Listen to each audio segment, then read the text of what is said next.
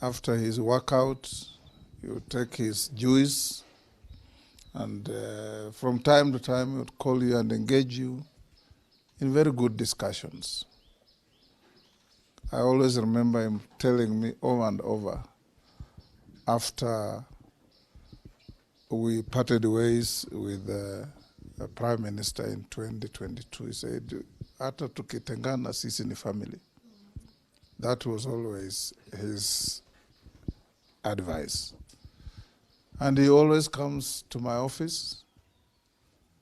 When he finds other people waiting, he goes away and sends me a message and says, "When you are free, tell me to come back." And he will never come there with trivia. He wants me to help him to do something in his constituency. He wants me to call the Inspector General of Police to promote or to help somebody. He wants me to speak to the Minister for Education to help transfer some teacher. Always pro-constituent issues.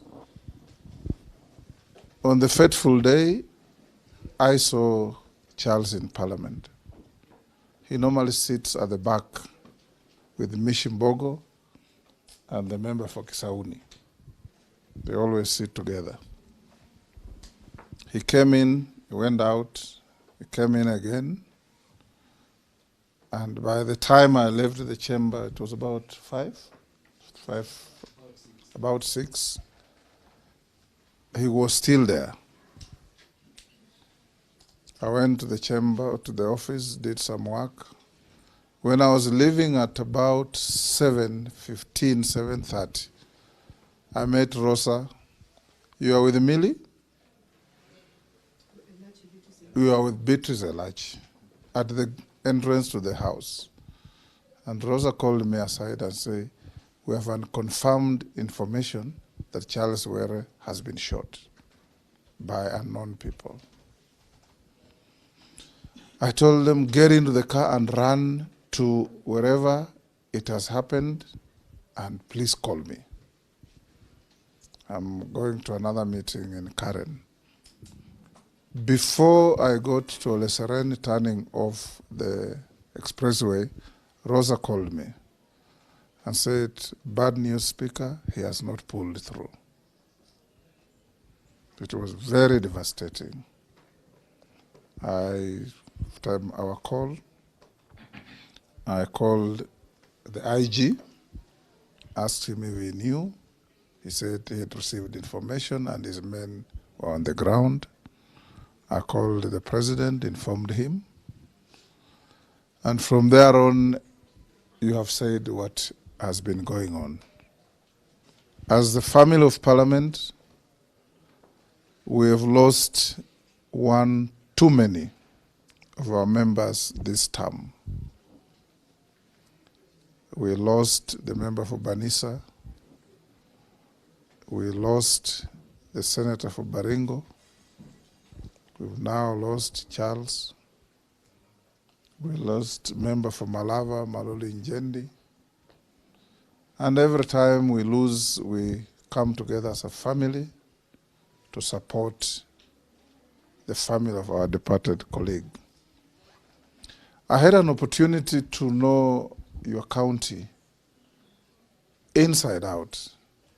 In my earlier years, I was a magistrate in Rongo, and we used to go to Homa Bay every other weekend because it was the only close enough town. You could either go to Kisii or go to Homa Bay, and since we had no cars, you had to jump onto a matatu, and Homa Bay was easier to go to.